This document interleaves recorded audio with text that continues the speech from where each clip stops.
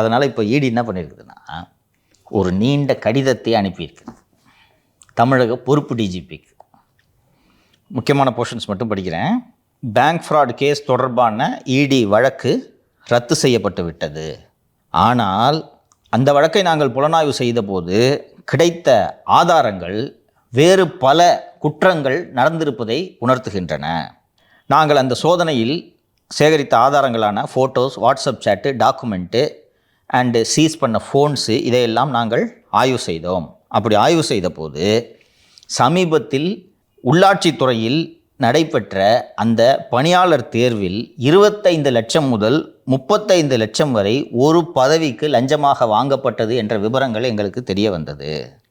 நாங்கள் சேகரித்த அந்த ஆதாரங்களில் உள்ள விரிவான தகவல்களையும் அந்த ஆதாரங்களின் நகல்களையும் 250 பக்கம் உள்ள ஒரு இணைப்பில் இத்தோடு உங்களுக்கு அனுப்புகிறோம்.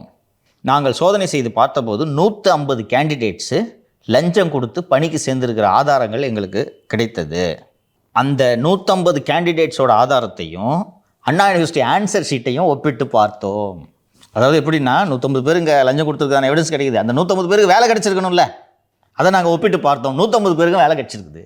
இந்த 150 பேரும் தேர்வு நடப்பதற்கு முன்பாகவே தேர்வுக்கான அந்த கேள்வித்தாள்கள் எல்லாமே இவர்களுக்கு தெரிந்திருந்தது. The said persons named in the attached note collected bribes for getting candidates selected for various jobs in municipal administration department. இந்த தேர்வுக்காக வாங்கப்பட்ட லஞ்சத்தொகை அவாலா மூலமாக வெளிநாடுகளுக்கு அனுப்பப்பட்டிருக்கிறது. இப்படி வாங்கப்பட்ட லஞ்சம் உயர் அதிகாரிகள் மற்றும் அமைச்சர் மற்றும் அரசியல்வாதிகளுக்கு தெரிந்தே வசூல் செய்யப்பட்டிருக்கிறது. லஞ்சம் கொடுத்த தேர்வாளர்கள் வேலை வாங்கிவிட்டார்கள். இப்படி இந்த லஞ்சம் ரொக்கமாக மட்டுமல்லாமல் வங்கி கணக்கு மூலமாகவும் வாங்கப்பட்டிருக்கிறது.